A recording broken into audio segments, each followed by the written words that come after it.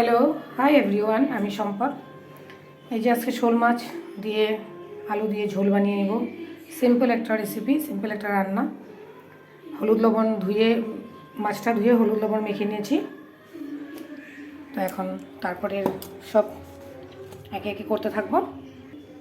তো মাছের ঝোলটা রান্নার জন্য একটু মশলা পেস্ট করব, একটু রেডি করে নিয়েছি। তো এখানে টমেটো ছোটো ছোটো ছোটো করে একটু কাটে নিয়েছি, আদা, কাঁচামরিচ আর জিরা। আমি রান্নাটা অ্যাকচুয়ালি কাঁচামরিচে করি, লাল কাঁচা লঙ্কা থাকলে ওটা দিই, তো এখন নেই।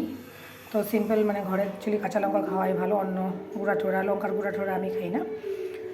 তো এখন এগুলো সব পেস্ট করে নেব, চলো দেখতে থাকো। তো এই যে মাছ ভাজার জন্য তেল বসিয়ে দিয়েছি, কড়াই চেপে দিয়েছি। অ্যাকচুয়ালি আমি রোজের রান্নাগুলি লোহার কড়াইতেই বানাই, যেহেতু মানে মাজার একটু কষ্ট কম হয়। আর লোহার কড়াইতে এমনিও রান্না করে খাওয়াটা ভালো। তো নিরামিষ রান্নাও আমি লোহার কড়াইতেই মানে বানাই। তো মাঝে সাঝে ঢালাই কড়াইটা বানাই, কিন্তু বেশিরভাগ আমি মাছ ভাজা টাজা বা কোনো ভাজা টাজা আমি লোহার কড়াইতেই বানানোটা বেশি পছন্দ করি। তো একে একে মাছগুলো, তেল গরম হয়ে গেল কথা বলতে বলতে। তো মাছগুলো, যে মাছের মাথাগুলো ছেড়ে দিই, শোল মাছ।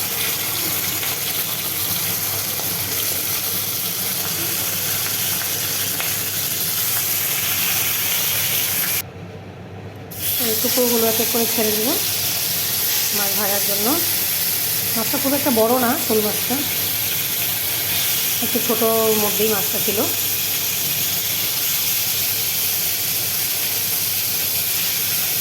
মাছ ভাজাতে বহুত তেল মানে লাগে, একটু কম তেলে ফ্রাই করলেও খারাপ না, বেশি তেল খাওয়াটাও ঠিক না। দেখতে থাকো।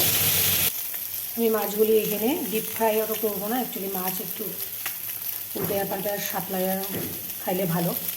অত ডিপ ফ্রাই করা মানে প্রত্যেক দিন এরকম ডিপ ফ্রাই করা মাছ খাওয়াও ভালো না। তো আমি ঠিক এরকমই একটু করবো, আর একটু জাস্ট অল্প লাল করবো মাছগুলি। এখন এরকম করে হালকা করে ভেজে নেব।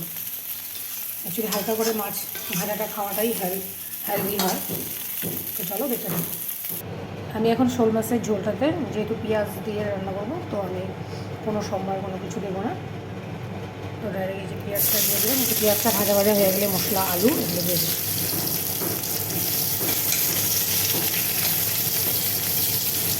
শোল মাছে একটু পেঁয়াজ ফ্লেভার হলে মানে খাইতে ভালোই লাগে। তো পেঁয়াজটা এরকম হালকা ভাজা ভাজা হয়েছে, বেশি ভাজা করবো না।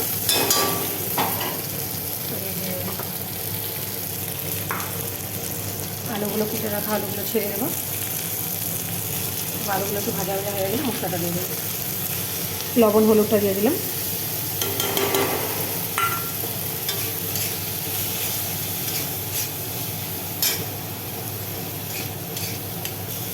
হালকা ভাজা ভাজা হয়ে গেছে, তো এখন মশলাটা একটু দিয়ে দেবো।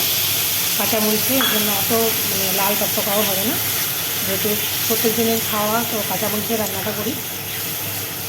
এখন একটু হালকা জল দিয়ে, মশলার জলটা দিয়ে ঢেকে দেবো। আলুগুলো সিদ্ধ হয়ে গেলে মাছটা দিয়ে দেওয়ার পাল্লা দেবো। ঠিক আছে, চলো দেখতে থাকো। মশলার যে একটা কাঁচা গন্ধ, ওটা একটু একটু এরকম করে লাগতে লাগতে মশলার কাঁচা গন্ধটা মানে নাই হয়ে যায়। একটু এরকম ভাজা ভাজা করলাম। টমেটো, আদা, এগুলো একটা কাঁচা ভাবটা একটু ফ্রাই করতে করতে কাঁচা ভাবটা চলে গেল। এখন একটু জল দিয়ে ঢাকনা দিয়ে দেবো আলুটা সিদ্ধ হওয়ার জন্য। যেহেতু আমি পুরোপুরি আলুটা বয়েল করে নিই প্রথমে, এমনি আলু একটু জাস্ট একটু গরম জল করে আলুটা জলটা ফেলে দিয়েছিলাম। এখন একটু মশলারই জলটা দিয়ে দেবো আলুটা সিদ্ধ হওয়ার জন্য। তো ঢাকনা দিয়ে দিলাম।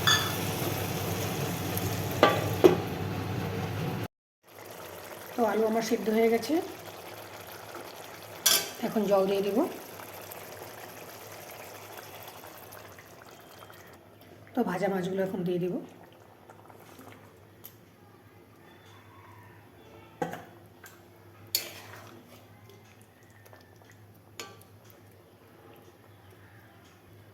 তো আর একটু যে জল দিয়ে দিই, দুপুরের ঝোল একটু লাগবে। তো এই যে ঢাকনাটা দিয়ে দেবো মাছগুলো সিদ্ধ হওয়ার জন্য। সিদ্ধ হয়ে গেলে দেখে নামিয়ে নেব। তো মাছের ঝোলটা এই যে কমপ্লিট, এইভাবে করে মাছের ঝোলটা। তো খাওয়ার জন্য মাছের ঝোল রেডি। তো সবাই ভালো থাকো, হেলদি থাকো। আমার চ্যানেলটা নতুন, প্লিজ সবাই সাবস্ক্রাইব করে দিও। চলো টাটা, বাই বাই।